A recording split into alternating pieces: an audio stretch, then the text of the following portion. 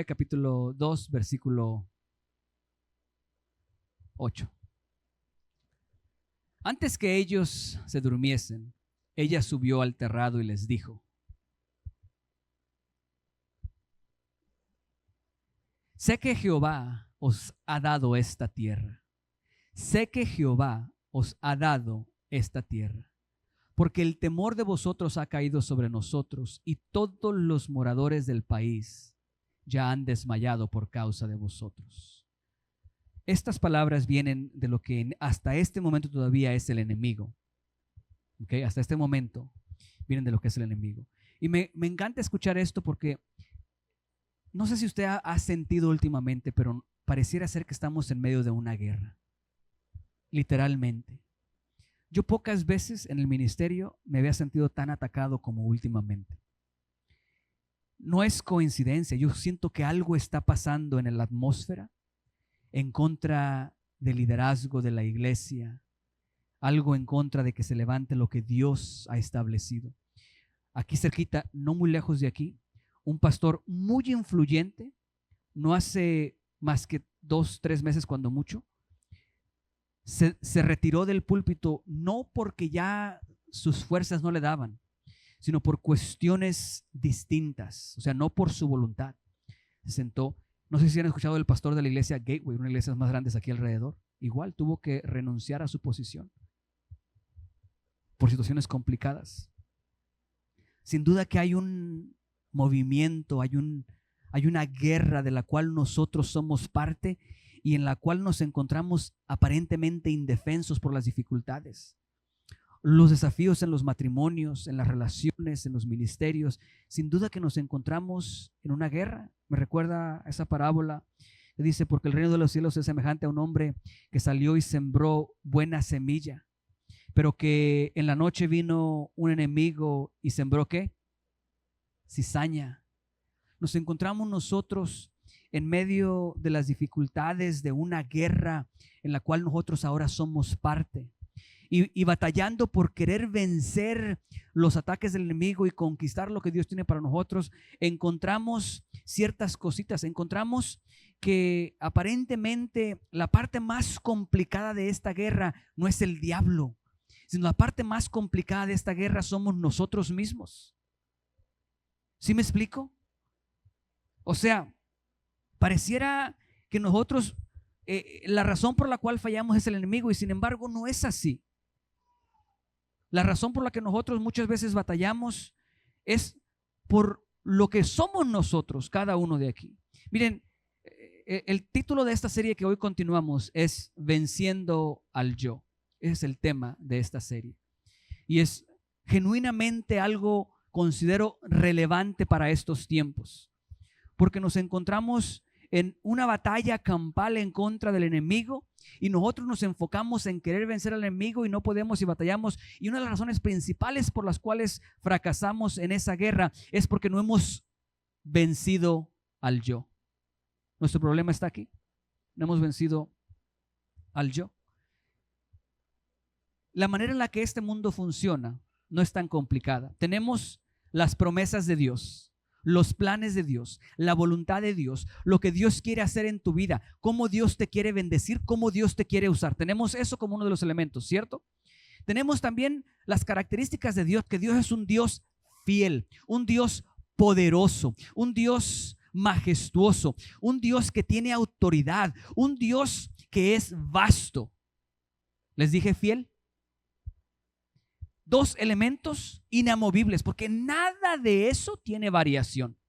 Las promesas de Dios son fijas. Dios no es como nosotros. Dios no cambia de ánimo de acuerdo a qué día es. O sea, Dios no se levanta en la mañana del lunes y dice: ay, es lunes. No, tampoco está feliz porque es viernes y el cuerpo lo sabe. No, Dios es el mismo el lunes y es el mismo el viernes. Dios no tiene subidas y bajadas en sus emociones como nosotros. Las promesas de Dios son fijas. Si Él dijo algo, Él se mantiene en lo que Él dijo. Si no se cumple, no es por culpa de Él. Sus promesas son fijas. Él es fiel. Nosotros somos los que cambiamos de opinión. Un día estamos animados, con ganas de comernos al mundo entero, y al siguiente día no nos podemos levantar de la cama. Dependiendo de cuál presidente ganó, nuestro estado de ánimo se eleva o se baja. ¿Tú crees que a Dios le preocupa cuál presidente queda? ¿Tú crees que Dios al final de unas elecciones dijo, esa era mi última opción, ahora qué vamos a hacer? ¿Tú crees que Dios hace eso? ¿Tú crees que Dios empieza a poner nervioso porque no fue tu campeón el que quedó como presidente? No, Dios no tiene ni subidas ni bajadas en su estado de ánimo. Dios es el mismo ayer, hoy y para siempre. Entonces, el problema somos nosotros. El problema no es Dios, y el enemigo lo sabe. El enemigo sabe que no puede tocar a Dios. El enemigo sabe que no puede con las promesas de Dios. Si Dios prometió algo en tu vida, el enemigo no puede hacer nada al respecto de esa promesa. No la puede tocar, no la puede destruir. A Dios no lo puede tocar, no puede ir en contra de Dios, no tiene la capacidad. Entonces, el único punto débil en esa ecuación está en las bancas y en el púlpito de la iglesia. Tú y yo somos el punto débil de esa ecuación. Entonces el enemigo aprovecha y ataca. Por lo tanto, nosotros tenemos que vencer al yo si hemos de lograr que se cumpla lo que Dios tiene sobre nuestras vidas. Miren lo que le dijo el tío a Esther.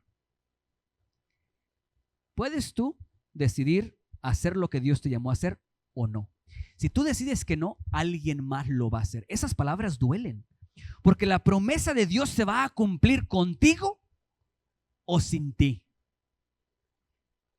Eso abre la puerta. O sea, la promesa de Dios se va a cumplir la promesa de Dios. Y se va a cumplir contigo o sin ti. Suena a canción.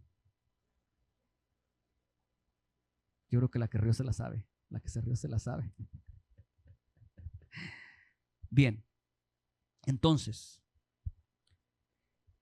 hablando del cómo vencer al yo, la semana pasada les mencioné 3 cosas que tenemos que vencer, 3 áreas en las que tenemos que vencer. Y hoy nos vamos a enfocar en la primera que les mencioné. Una de las dificultades más grandes que tenemos nosotros, uno de los obstáculos más grandes para ver las promesas de Dios en nuestras vidas, tiene que ver con nuestro linaje, con nuestra sangre, con lo que tenemos adentro de nosotros, con lo que somos esencialmente. ¿Sí están conmigo? O sea, tienes que literalmente pelear contra ti mismo. ¿Así se dice? Contra ti mismo. En contra de ti mismo. Nuestra guerra no es contra carne ni sangre, sino contra todos estos espíritus que andan alrededor. Pero antes de vencer allá, hay algo más que tienes que vencer, y es aquí. Aquí. Antes de parártele a un demonio y reprender a un demonio, tienes que poder vencer aquí, el yo. Ahí empieza nuestra victoria, y en eso nos vamos a enfocar el día de hoy. Porque no es una tarea sencilla. Jesús dijo, si alguno quiere venir en pos de mí, niéguese a sí mismo, tome su cruz y sígame. Simple, sencillo. Y a veces nosotros creemos el negarse a sí mismo es algo bonito, es algo sencillo, no fácil, pero es algo sencillo. Por ejemplo, es tarde ya y me quiero comer un pedazo de pastel y no debería, y es tarde, voy a vencer al yo. ¿Cuántos han vencido al yo así? Yo digo, no me lo voy a comer, me voy a acostar, no me voy a comer, y de repente tengo los ojos cerrados y se me abren bien abiertos. Se me olvidó algo en la cocina. Y llego allá y de repente sí dejé la nevera abierta. Y ahí se veía el pastel. Y dije bueno, pues una mordida no es nada. Y 2 mordidas, tampoco. Y cuando menos piensas, te lo acabaste todo el pastel que era para 4, tú solito. No se trata de eso. Que sí, va incluido ahí. Pero el negarse a sí mismo va mucho más allá de esas cosas a nuestro alrededor. Porque, por ejemplo, a veces hay malos hábitos que nosotros podemos empezar por negarnos a nosotros mismos y vencer malos hábitos. Pero ¿qué hay de aquellas cosas que están grabadas completamente dentro de nosotros, en nuestro ADN? ¿Así se dice?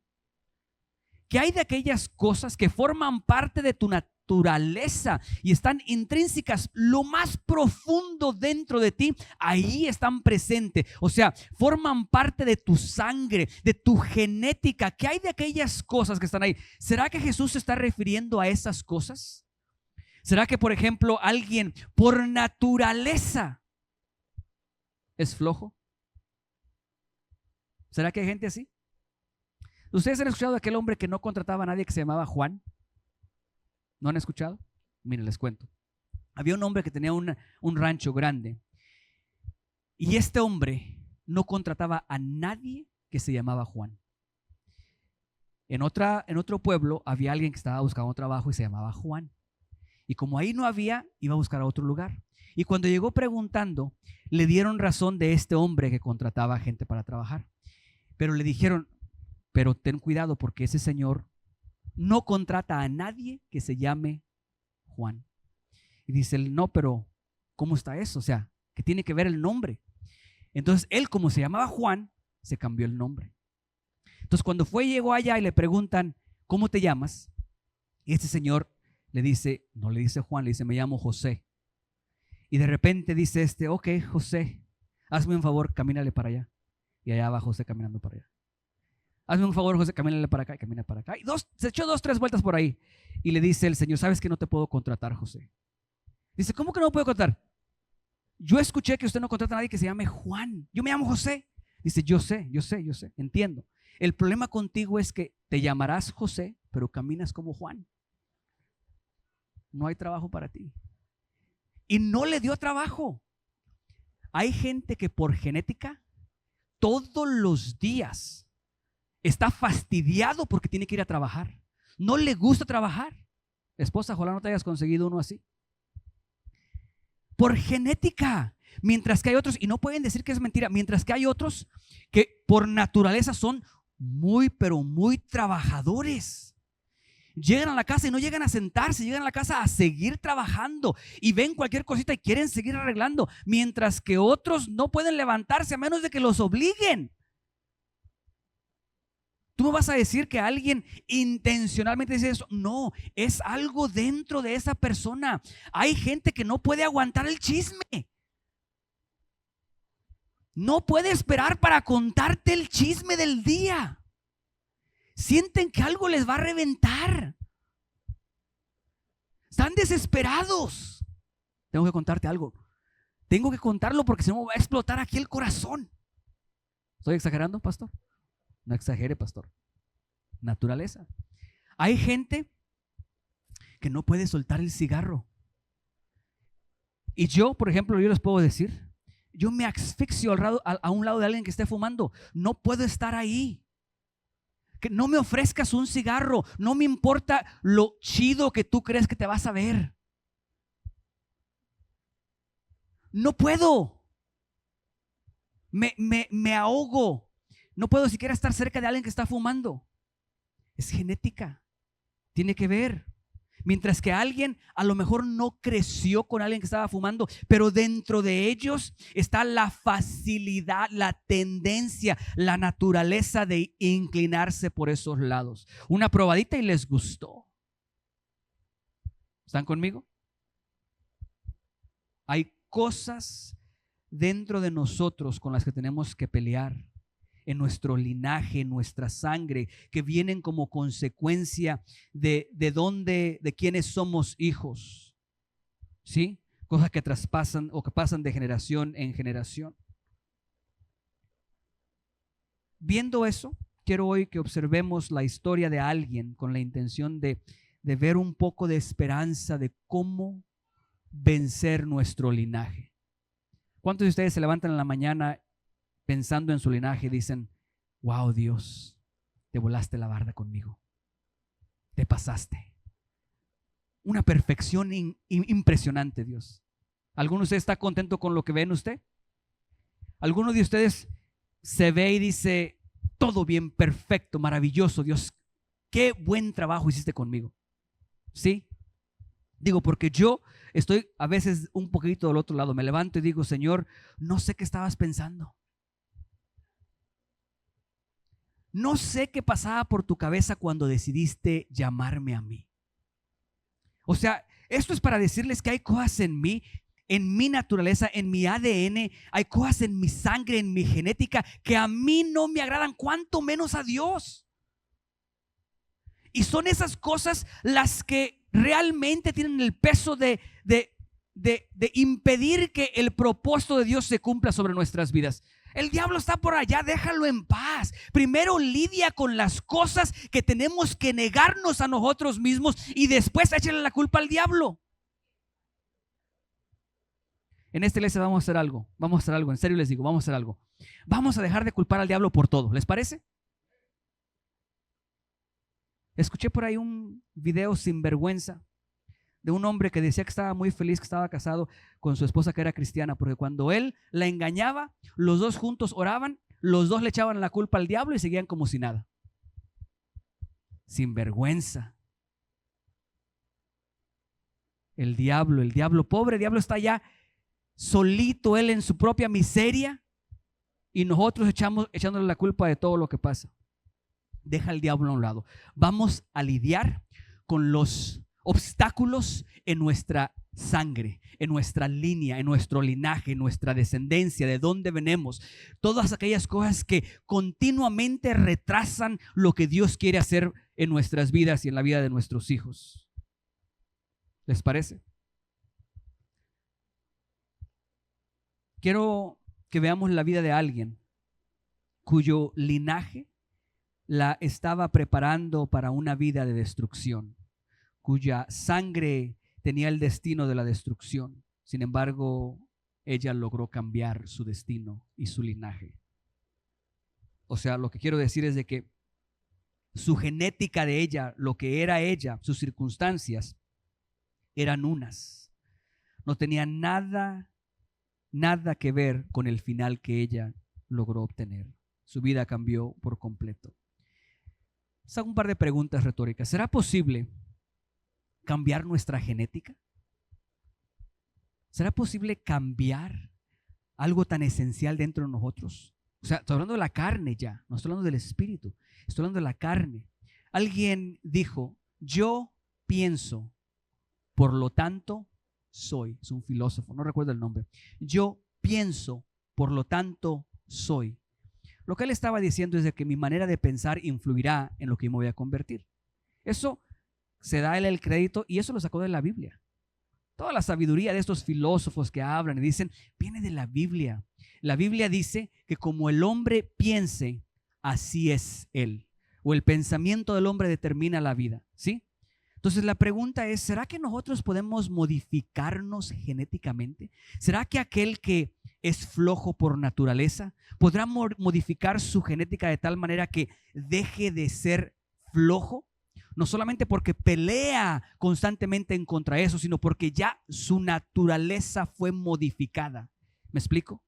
La semana pasada hablábamos del poder que tiene lo que nosotros hacemos y la influencia que tiene en generaciones postreras. ¿Sí me explico? ¿Podremos nosotros cambiar nuestra genética? ¿O será que estamos destinados a pelear en contra de nuestra genética, de nuestra naturaleza constantemente? ¿Será que podemos realmente ser nuevas criaturas en nuestra genética, en nuestra naturaleza, en esta carne? ¿O estamos destinados a pelear todo mientras este cuerpo esté vivo? Piénsenlo. Yo a veces me pregunto, Dios, ¿qué tanto tengo que cambiar yo mi forma de ser cuando tú me llamaste precisamente por características en mí? ¿Sí? Una de ellas, por ejemplo, como pastor me ha dado trabajo, he tenido dificultad el ser introvertido en lugar de extrovertido. Aquí en la iglesia tenemos dos pastores que son muy extrovertidos, el pastor Nelson y el pastor Brian. Les decía yo que el pastor Brian ve a un extraño y después de 2 minutos ya le está arreglando el carro, ya agarró un contrato. Y el pastor Nelson igual, ve a un extraño y 2 minutos después ya trabaja para él. Ya lo consiguió, ya lo iba a trabajar para su compañía, ya son mejores amigos, se conocen, sabe de dónde son. Para mí eso requiere una energía impresionante, el poder acercarme con alguien desconocido, iniciar una conversación simplemente porque sí. Mi pregunta era a Dios: Señor, si los pastores normalmente son así extrovertidos, van y son muy amigables, ¿será que entonces tú quieres que yo cambie, que modifique lo que yo soy y que sea algo diferente? Pero entonces, ¿por qué es que Dios llama a unos diferentes que a otros? Porque Dios está buscando la individualidad de cada persona y la forma de ser de cada persona. Entonces, ¿cuál es, Señor? Y les dejo la pregunta porque no tengo la respuesta. Ahí ustedes pueden buscar con Dios y arreglárselas con Dios. Pero en este caso, quiero hablarles de esta mujer y lo que ella pudo hacer para cambiar su linaje. Y déjenme decirles el impacto que esto tiene. Hay cosas en nuestra genética que son tan importantes y tan poderosas que influyen en el resultado de nuestra vida y que tenemos que pelear contra esas cosas constantemente. ¿Estamos de acuerdo? La pregunta es: ¿podemos cambiar nuestra genética o no? Lo que nosotros hacemos hoy, no lo que nuestros padres hicieron, lo que nosotros hacemos hoy y la manera en la que vivimos y nuestros pensamientos influirán la semilla que sale de nosotros y después toma vida. ¿Me explico? Yo por eso tengo la confianza de que mis hijos no pelearán contra los mismos demonios que he tenido que pelear yo. Que ellos tendrán una situación distinta porque la genética se empieza a cambiar conmigo. Desde aquí empezamos a cambiar. Desde aquí se empiezan a romper las maldiciones generacionales. Pero ¿cómo logramos cambiar ese linaje, esa sangre en nosotros? Esa genética con la que nacimos, ¿cómo la podemos cambiar si es que en realidad podemos cambiarla? Veamos esta historia en Josué capítulo 2, todo el capítulo, lo puede leer en casa. Por cuestión de tiempo, les voy a dar solamente un resumen del todo el capítulo y leemos un par de versículos. En el capítulo 1 de Josué inicia con el dato de que Moisés ha muerto y Dios le pone la responsabilidad a Josué para que Josué lleve al pueblo a la tierra prometida. Ahí le dice: mira que te mando que te esfuerces y seas valiente. 2 veces le dicen lo mismo. Una le dice para lo que tiene que hacer, que es guardar la palabra de Dios, guardar el pacto de Dios, obedecer la ley de Jehová.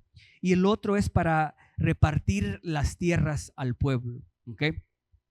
Después de que ya Josué está listo, lo primero que Josué hace es enviar unos espías a la tierra prometida. Estos tenían que entrar a la tierra, infiltrarse como espías e investigar los puntos fuertes y los puntos débiles de la población de esta ciudad. ¿Tienen ejército o no tienen ejército? ¿Qué tan fuertes son los hombres? ¿Cuántas armas tienen? ¿Cuáles son las fortalezas de la ciudad? ¿Cuáles son las debilidades? Esa era la tarea, investigar todo lo necesario para ellos poder tener una buena estrategia. La Biblia dice que llegaron a la casa de una mujer ¿qué? Ramera, de una mujer prostituta. Llegaron ahí. Estuvieron ahí y yo no sé si en aquellos tiempos ya tenían algo similar al Facebook o no, pero alguien posteó que llegaron a la casa porque el rey se enteró. Y cuando el rey se enteró, inmediatamente envió a alguien a investigar. Cuando llegaron ahí, la mujer escondió a los espías. Y cuando estos le preguntaron por los espías, ella dijo: sí, estuvieron aquí, pero ya se fueron. No sé quiénes eran, de dónde venían o qué querían. Ya se fueron. Si ustedes se apresuran, a lo mejor los alcanzan. Bueno, inmediatamente ella va con los hombres que había enviado Josué y habla con ellos y les empieza a decir: hemos escuchado todo lo que Dios ha hecho desde Egipto hasta el día de hoy con ustedes. Sabemos que Dios es un Dios poderoso y que Dios es un Dios maravilloso. Sabemos que el Dios de ustedes les ha dado esta tierra. Total, les dice muchas cosas y entre esas le dice: ahora les pido que ustedes hagan misericordia de mí y que salven mi vida y la vida de mi familia. Y ellos llegan a un acuerdo. Ella iba a colgar un cordón rojo en una de las ventanas y ese va a ser la señal para que todos los que estuvieran en su casa se salvaran. Y ellos están de acuerdo con eso, se van y en el último versículo del capítulo 2 ellos le explican a Josué todo lo que aprendieron de la tierra. Esa es la historia del capítulo 2. Vamos a resaltar ciertos puntos de esa historia con la intención, con la finalidad de encontrar algunas pistas, algunos pasos, cómo podemos cambiar nuestra genética. Complicado, ¿no? Complicado cambiar aquellas cosas que son parte de mi ADN. Nací de esa manera. ¿Cómo es que va a cambiar? ¿Se puede? Encontramos algunos pasos. Versículo 8. Versículo 8. El tiempo avanza demasiado rápido.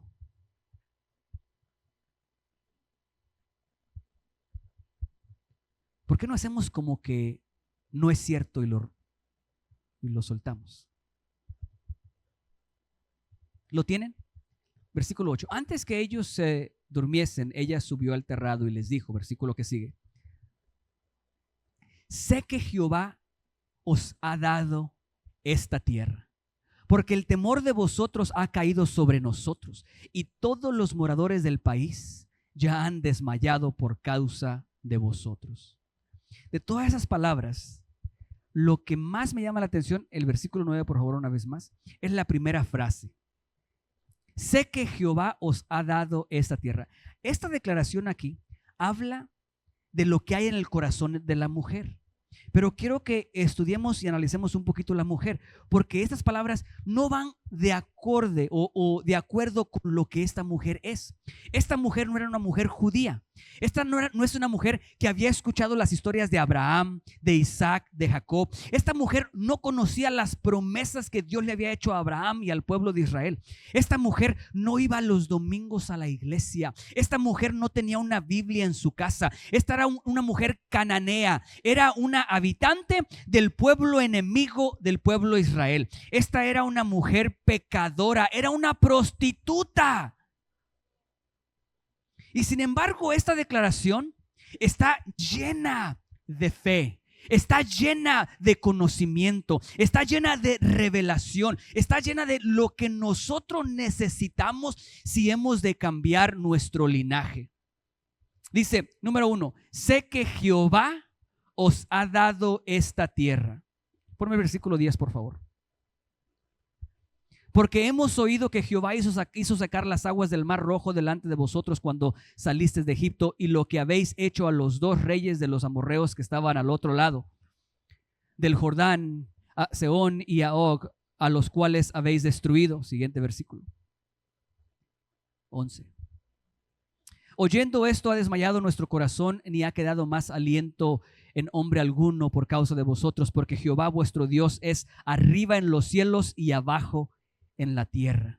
Mira la declaración de una prostituta que no conocía a Dios, una mujer cananea. Lo primero es el reconocimiento de Dios como el Dios supremo, el Dios total. No hay más, el único y poderoso Dios.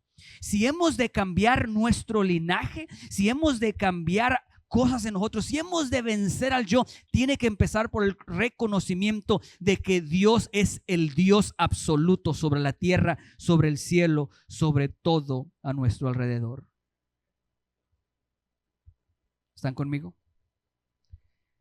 No importa su pasado, no importa lo difícil que tuvo que pasar para llegar ahí, ella reconoció a Dios como el Señor de señores.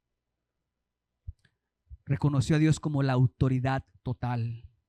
Y no solamente ahí, sino que mira el versículo 9, una vez más. Mira lo que dice. Sé que Jehová os ha dado esta tierra. ¿De quién era esa tierra? Era de ella, era de su pueblo. Ellos estaban viviendo ahí. Mira hasta dónde ella reconocía la autoridad de Dios. Primero le está diciendo, reconozco que su Dios es el Dios supremo. Y luego reconozco que su Dios tiene la autoridad de quitarme a mí la tierra y dársela a ustedes. Lo reconozco y lo acepto. Impresionante.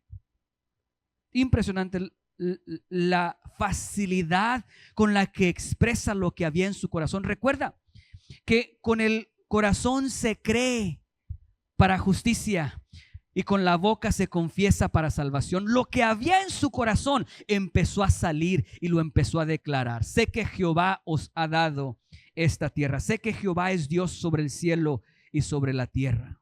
Entonces, lo primero es reconocer que Dios es el Dios supremo. Lo segundo es reconocer lo que Dios está haciendo.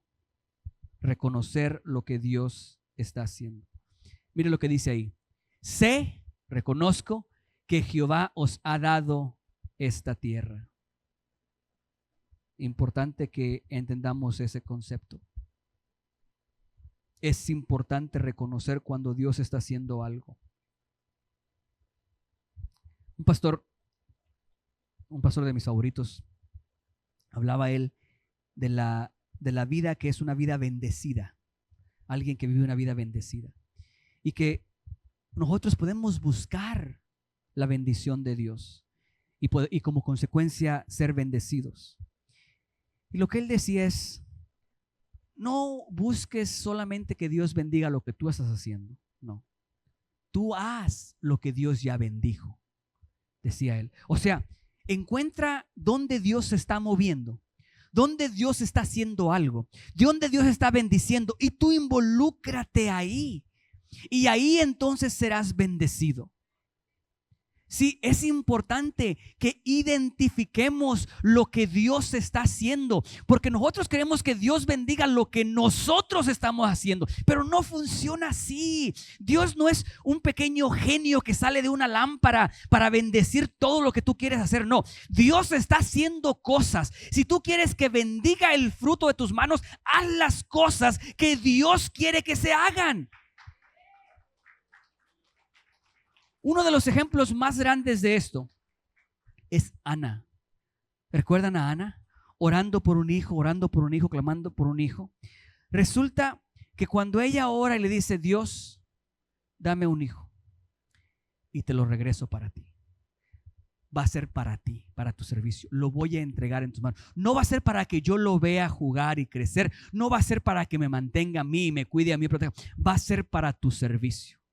Y resulta la coincidencia que en esos días los hijos de Elí estaban siendo desechados por Dios por su desobediencia, por su maldad. Resulta que Dios tenía la necesidad, porque Elí ya estaba avanzado de edad. Dios necesitaba a alguien que tomara ese lugar, y esta se lo estaba ofreciendo. Qué casualidad. En el momento que tú le ofrezcas a Dios lo que Él necesita, en ese momento te ganaste la lotería, porque no habrá enemigo, no habrá diablo, no habrá demonio que pueda robarte la bendición, porque le conviene a Dios.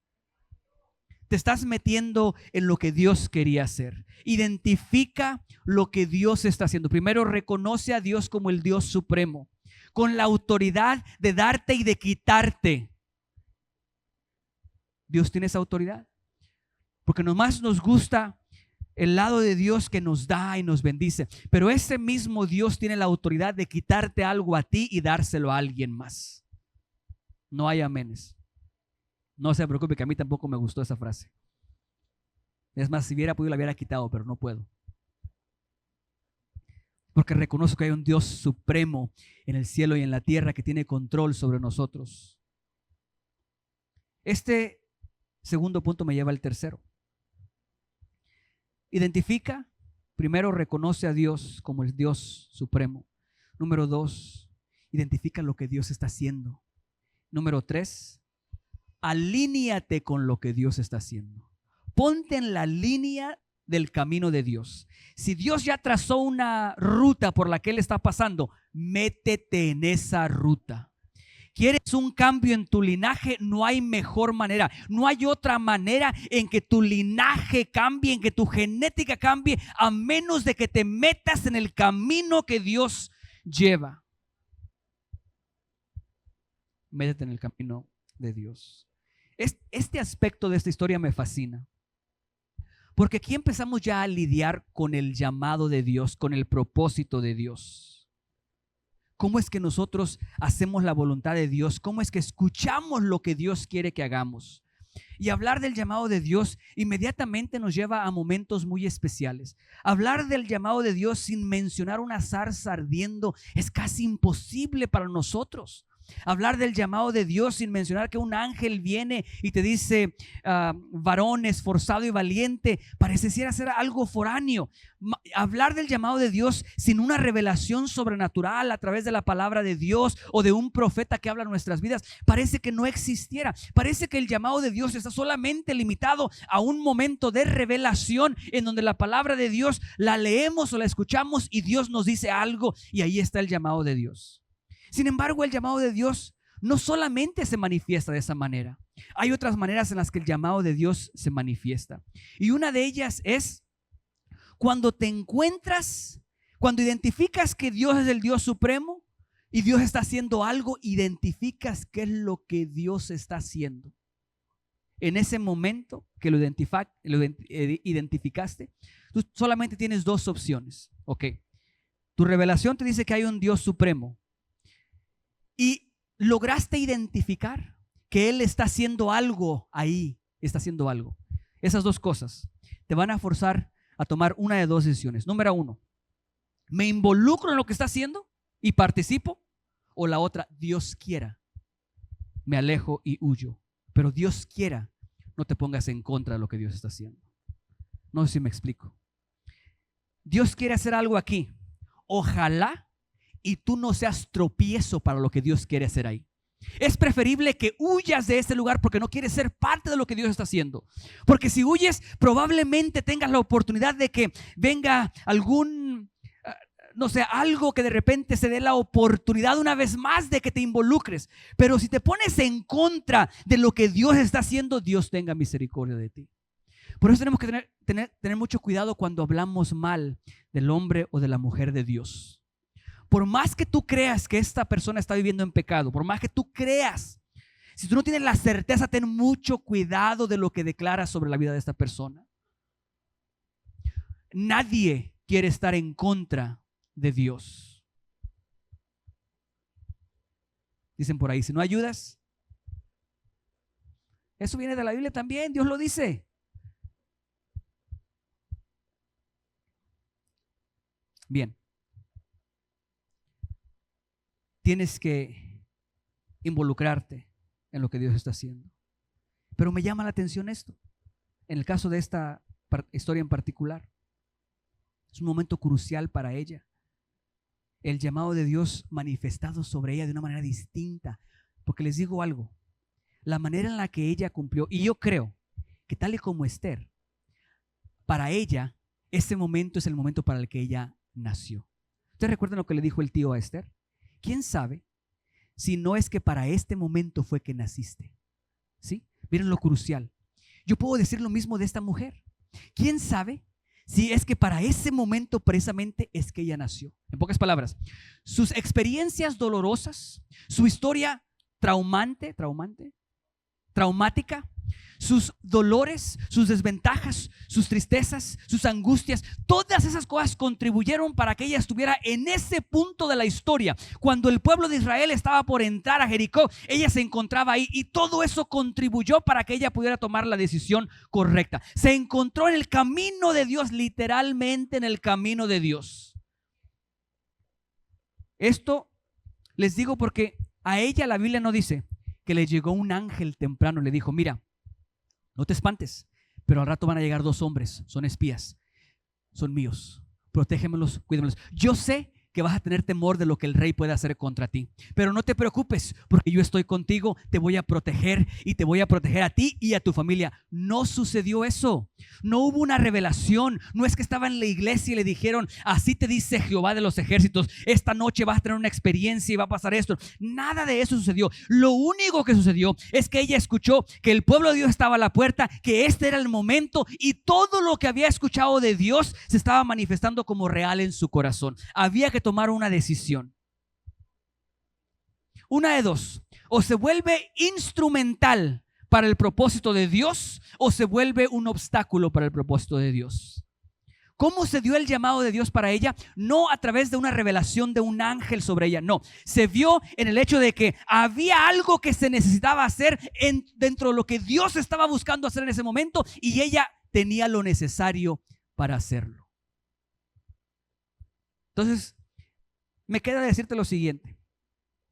Si tú en algún momento te encuentras, si tú te encuentras en el camino de Dios, o sea, Dios está haciendo algo y tú estás en medio de lo que Él está haciendo, es muy probable que tengas algo para contribuir. No es coincidencia, sino que Dios sabe lo que hay en ti y puedes contribuir para que su gloria se manifieste.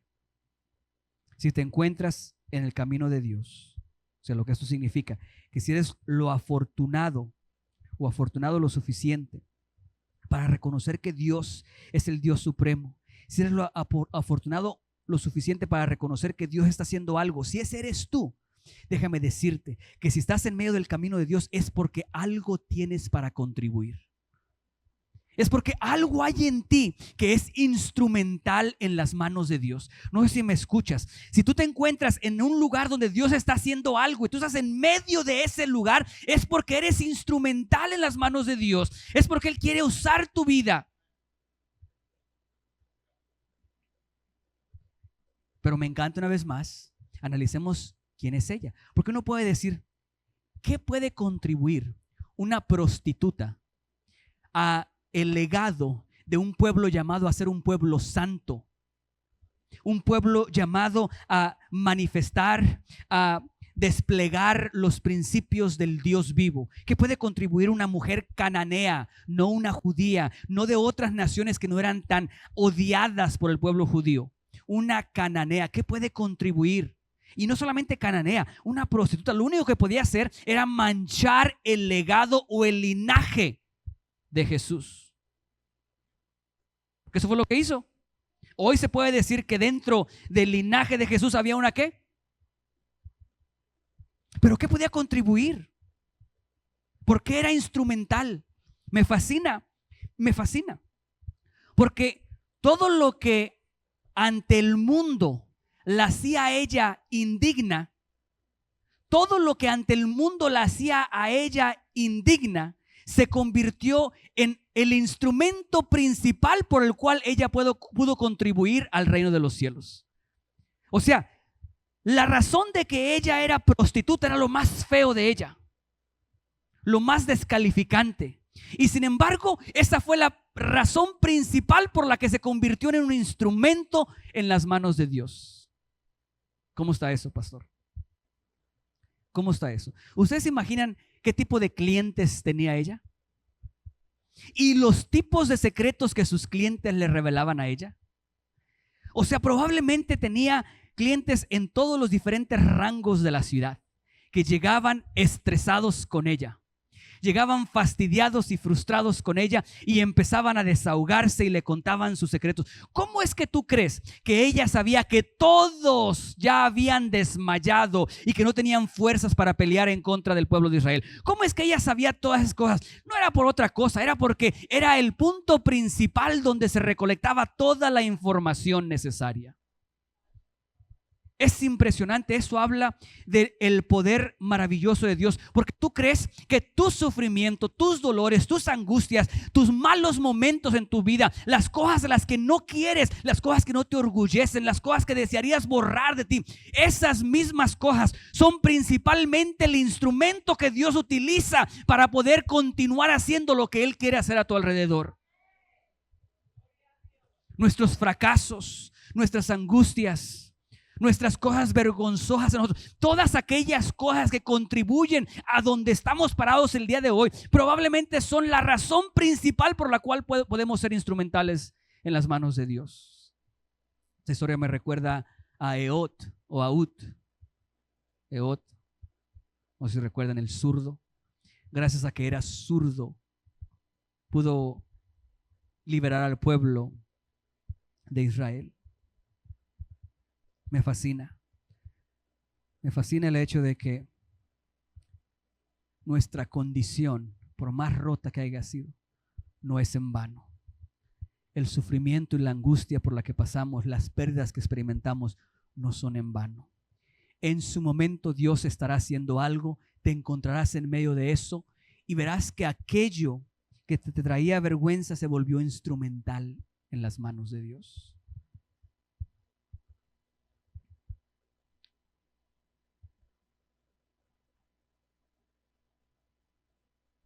quiero acercarme ya a culminar. Versículo 24. Simplemente, mismo capítulo, versículo 24. Simplemente por el lugar donde naciste, ya puede ser instrumental. Por tus experiencias buenas y malas puede ser instrumental. Miren, y dijeron a Josué, estos eran los espías, miren el reporte: Jehová ha entregado toda la tierra en nuestras manos, y también todos los moradores del país desmayan delante de nosotros. Mira lo que esto dice. Es lo que ella dijo. Y aquí la Biblia, si ustedes leen todo el capítulo, no dice que ellos anduvieron por las calles investigando y preguntando. Hubo un solo lugar que la Biblia reporta al que ellos fueron. ¿Cuál era?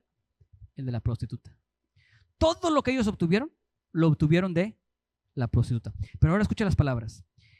Porque es muy probable que Dios permitió que esta mujer sufriera. Se dicen los historiadores que ella ejerció esa profesión durante todo el tiempo que el pueblo de Israel estuvo en el desierto, 40 años. Que empezó muy temprano, a los 10 años. O sea que tenía aproximadamente 50 años. Pero mira que probablemente todo ese dolor, angustia, tristeza, noches largas, noches de sufrimiento, noches de sentirse de lo peor de esta mujer, eran con la intención de que esto se manifestara de esta manera. Porque no es lo mismo que Josué y el pueblo completo escuche esto, escucha, y también todos los moradores del país desmayan delante de vosotros, delante de nosotros. ¿Estás escuchando? Ahí no dice, encontramos hombres fuertes armados, encontramos hombres determinados a defender su tierra y están dispuestos a todo, no va a ser fácil. No, lo que escucharon es que estaban derrotados internamente, que no había fuerza moral para pelear. Miren todo lo que esta mujer contribuyó, porque ahora es mucho más fácil escuchar que pueden pasar y pueden vencer al enemigo, antes contrario a lo que hubieran escuchado si hubiera sido un reporte distinto. No es en vano nuestras experiencias negativas y malas. Se vuelven instrumentales. Pero aún con esto, que yo creo, realmente creo, que si Dios va en una ruta haciendo algo y tú te metes en esa ruta, hay muchas posibilidades de que cambie tu linaje. Tus hijos no tendrán las mismas dificultades que tuviste tú. Tus hijos no pelearán contra los mismos demonios que pelearás tú. Sin duda que es cierto. Pero ¿qué hay de mí? ¿Qué hay de hoy? ¿Estoy destinado a seguir peleando en contra de mi genética? ¿O realmente hay una transformación aún para mí en estos momentos? Quiero leer un versículo más con el que quiero empezar a aterrizar el final. Versículo 17 y versículo 18. Y ellos le dijeron, nosotros quedaremos libres de este juramento con que nos has juramentado. Después de que ya ellos le dijeron que sí, esta es la señal que ellos demandaban. He aquí, cuando nosotros entremos en la tierra, tú atarás este cordón de grana a la ventana por la cual nos descolgaste, y reunirás a tu casa, a tu padre y a tu madre, en tu casa a tu padre y a tu madre, a tus hermanos y a toda la familia de tu padre. Y van a poner un cordón rojo sobre la ventana. Me recuerda a Egipto y la sangre sobre la puerta. Inmediatamente me da esa imagen. Y venía a mi mente, Señor, yo sé que el meterme en tu camino va a producir un cambio en mi linaje, pero realmente, ¿cuándo y de qué manera? Porque esta mujer seguía siendo cananea. Esta mujer aún en ese momento seguía siendo, aunque probablemente todo iba a cambiar muy pronto, era ante todos una prostituta. ¿Cómo cambias? ¿Cómo pasas de ser una prostituta a ser una hija de Dios, sobre cual tu descendencia va a venir el Rey de Reyes y Señor de Señores? ¿Cómo cambia de linaje? ¿Cómo es que eso sucede? Y la imagen es tal por cual, o sea, es literal de esa manera. La imagen del cordón, aunque no haya necesariamente en la Biblia una referencia directa a lo que sucedió en Egipto, sí la debe de haber en nuestra mente y en nuestro corazón. Lo que simboliza la sangre de Cristo cubriendo nuestras vidas. Miren, este problema que tenemos nosotros, el que no podemos vencer al yo, es un problema de sangre. Es un problema de sangre, y un problema de sangre se tiene que lidiar con sangre, no de otra manera. Tiene que haber una transfusión de sangre. No puede ser la misma sangre, tiene que haber otra sangre que se mezcla, que limpia, que quita, que remueve, que hace todo aquello para que entonces pueda haber realmente una nueva creación en mí, pueda haber un nuevo linaje y que realmente podamos alejarnos de las cosas que en otros tiempos formaban parte de nuestra naturaleza. La sangre. Pero yo no sé ustedes. A mí no me gustan las cosas abstractas. Batallo. Es lo complicado de la fe.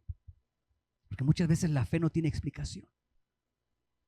Queremos una explicación. ¿Cómo vamos con el tiempo? ¿Vamos bien? Me regalan 5 minutos y nos vamos. 20 minutos. Gracias, mi hermano. Gracias, mi hermano. Todos digan amén. Suavecito el amén. Denme 5 minutos. Creo que va a bendecir sus vidas esto. ¿Cómo es que yo diga que la sangre de Cristo me cubre? ¿Cómo es que eso realmente transforma mi sangre? ¿Cómo es que eso realmente se aplica y manifiesta algo? Porque miren lo que sucedió. Ante el mundo, ellos seguían siendo cananeos. Pero por ese cordón que estaba ahí, su vida fue salvada. Realmente fueron salvados. Por la sangre en la parte de arriba de la puerta, fueron salvados. O sea, la fe realmente tenía que aplicarse ahí. Ella tenía que confiar en ese cordón colgando ahí. De ese cordón colgaba su suerte de ella. La fe creía realmente que Dios iba a suplir. Pero va mucho más allá de eso. Señor, ¿cómo realmente es que la sangre puede hacer algo en nosotros? ¿Cómo es que el que yo diga que la sangre de Jesús me cubre a mí? ¿Cómo eso aplica? ¿Cómo eso afecta? El pastor Dante Gebel menciona una historia de un amigo de él que se encontró con unas ovejas. Iba cruzando y había un rebaño muy grande que retrasó su camino. Entonces tuvo que parar, salió del carro y empezó a platicar con el pastor de las ovejas. Y mientras platicaba, él se acercó y le pregunta: oye, explícame eso de la sangre del cordero, porque, o sea, ¿cómo está el asunto? Y este pastor le empieza a preguntar: mira, cuando el tiempo que las ovejas empiezan a partir, que son muchas, o sea, la temporada esa, lo que sea, son muchas, y durante ese tiempo son muy vulnerables, y tristemente hay muertes. A veces muere la mamá, a veces muere el cordero. Entonces hay muertes, y es común encontrar a un cordero que no tiene mamá y a una mamá que no tiene cordero. Entonces lo más sencillo es que el cordero venga y se críe con esta mamá. ¿Pero qué crees? La mamá lo rechaza, no lo quiere, lo hace a un lado. Hay diferentes animales que son así.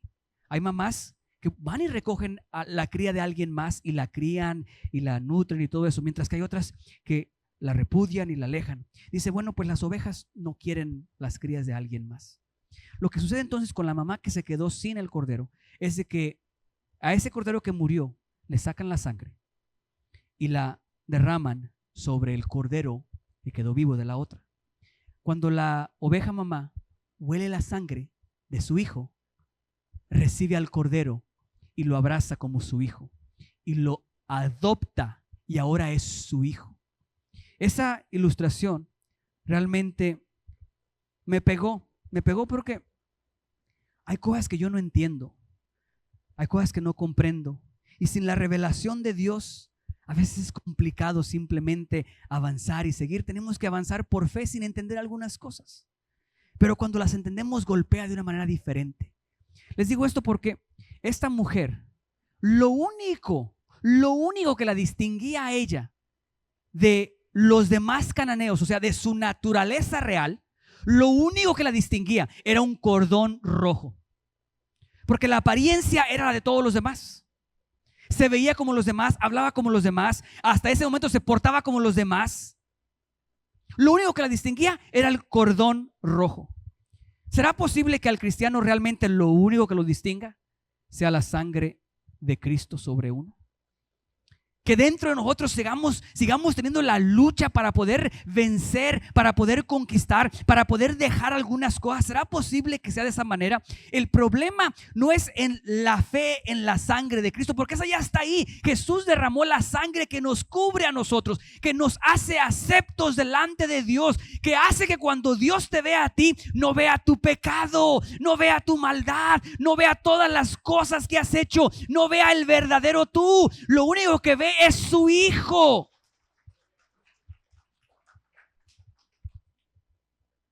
El problema es que nosotros sí nos vemos a nosotros mismos. Es en aceptar realmente y creer y dejar de comportarnos como cananeos y empezar a entender que ese cordón, que esa sangre nos hace hijos, nos hace hijas de Dios. No tiene que ver con cómo te sientes, no tiene que ver con el acento con el que hablas, porque es muy probable que a ella le tomó un tiempo dejar el acento que tenía o aprender el lenguaje, pero todo eso viene con la santificación y su proceso. Somos justificados inmediatamente. Somos cubiertos con su sangre inmediatamente. En ese momento podemos actuar como hijos sin merecerlo, porque el olor de la sangre es lo que nos aprueba delante de Jehová, delante de Dios.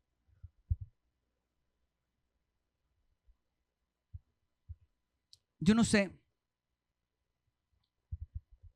cuáles sean los demonios, por llamarlo así, con los que estés peleando, pero yo creo que es tiempo que te alinees en lo que Dios está haciendo. El primer paso para que este linaje sea cambiado. Y el segundo, mantente bajo la sangre de Cristo. Las instrucciones para esta familia eran: quien esté fuera de la cobertura del cordón, no respondo.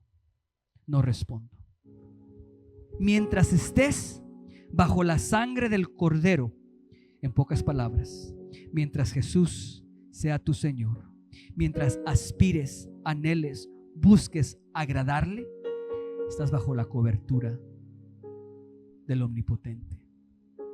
En el momento que tú decidas salir, entonces el olor será diferente.